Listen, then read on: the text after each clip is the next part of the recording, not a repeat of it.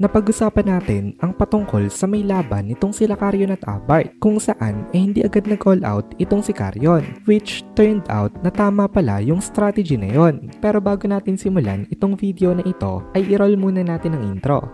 Hello everyone and welcome to my channel, ang inyong source ng Tagalog na Tansura Contents. Sa channel na ito ay pinag-uusapan natin ang mga nangyayari sa may Tansura universe. So without further ado, let's get into the video.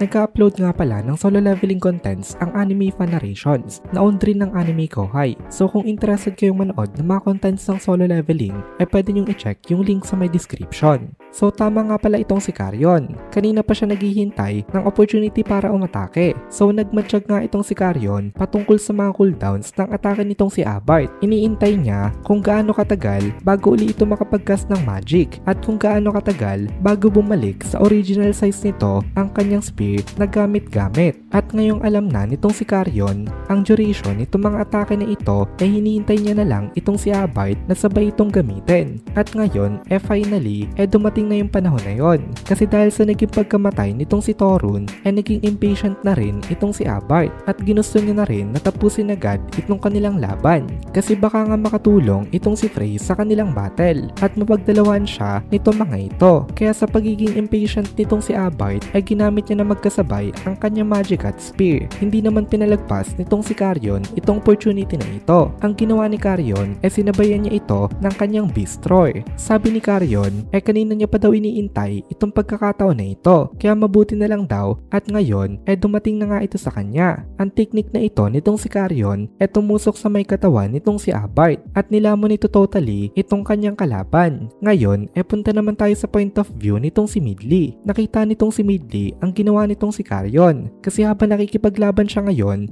calmly rin siyang nanonood sa iba pang mga battles. Ang katapat ngayon nitong si Midley ang Insect General na si Saril na para sa kanya hindi talaga concern dahil hindi daw strong enough itong Insector General na ito para i-threaten itong si Midley. Itong si Midley kasi merong perfect control sa kanyang body. Masyado siyang efficient at ang ina-exert niya lang talaga na energy kung gaano lang talaga yung necessary. Minsan nga inia-adjust ni Midley ang kanyang sarili para lang tapatan ang lakas ng kanyang kalaban. Minsan mas mahina sa kanya ang nakakalaban niya. Pero ang ginagawa ni Midley pinapahina niya rin ang kanyang sarili para magkaroon sila ng decent na battle. Hindi mahilig mambuli itong si Midley na mga mas mahina sa kanya. Mataas rin ang kanyang pride. In this respect alone daw masasabi natin na itong si Midley kasing level nitong si Diablo pagdating dito. Mukhang sa laban pala na ito ibinaba nitong si Midley ang kanyang sarili para maging maganda lang ang maging laban nila nitong si Saril.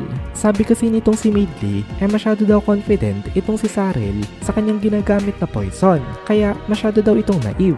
Hindi daw sa kanya gagana ang mga atake na ganito. Kaya kung hindi daw gagana ang poisonous attack nitong si Saril sa kanya ano daw ang gagawin nito ngayon? Parang ipinoprovoke siya nitong si Midley. Pero hindi gumagana itong provocation na ito kay Saril. Sabi lang nitong si Saril napakakaki daw nitong si Midley ngayon. Kalmado itong si Saril pero hindi pa rin siya match for Midley. Kasi kahit anong gawin ni Saril hindi siya makapagland ng kahit na anong atake dito. Itong si Saril ngayon nakakasurvive lang dahil naging merciful pa itong si Midley sa kanya. Madali lang para kay Midley na tapusin itong si Saril. Pero meron itong si Midley na dahilan kung bakit hindi niya ginagawa yon. Para kasi kay Midley ngayon napaka-eerie daw ng kanilang environment at para daw may napapansin siyang mali dito. Ang nararamdaman dito nitong si Midley meron ditong isang presence na kayang-kaya na pumatay sa kanilang lahat. Pero sa ngayon hindi pa ito maakto. Na-remind ditong si Midley ng presence na ito ng presence nitong si Milim. Kasi ka-level daw nitong si Milim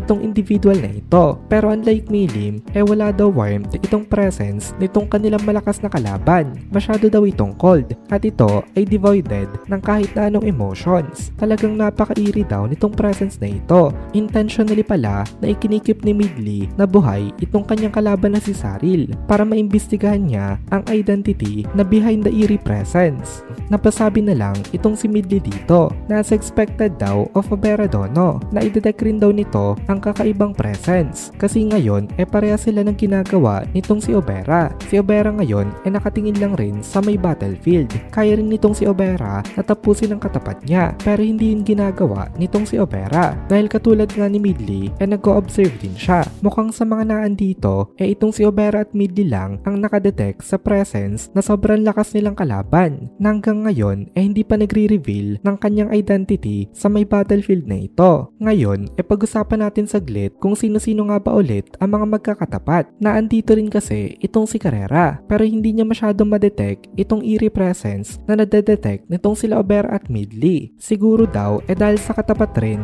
nitong si Carrera sa ngayon. Ang katapat niya nga kasi ang leader ng mga Insector Generals. Ito ay walang iba kung hindi itong si Zess. Ito ang enemy general ng mga kalaban. Sa sobrang focus niya sa may battle niya dito, wala na siyang pakialam sa iba pang mga presence. Nandito rin ngayon itong si Geld, na ang katapat naman ang Anthropomorphic Giant Centipede, na ikalawa ni Pelyod in terms of presence. Mukhang equal ang nagiging laban nitong si Geld at ng Centipede na ito. Kaya wala ring time itong si Geld para mag-alala patungkol sa ibang mga bagay. So katulad ni Carrera, hindi rin napapansin itong si Geld ang presence ng pinakamalakas nilang kalaban. Hindi rin gusto i-inform nitong sila Midley ang kanilang mga kasama na meron ngang lurking na sobrang lakas na presence dito. Kasi ayaw nitong sila Midley nakabahan ang kanilang mga soldiers. Kasi kapag nangyari yon, baka hindi na makalaban na maayos itong mga soldiers na ito. Kaya habang hindi pa nagpapakita ang malakas nilang kalaban, wala silang balak na i-inform ang kanilang mga kasama. Kailangan muna nitong mga ito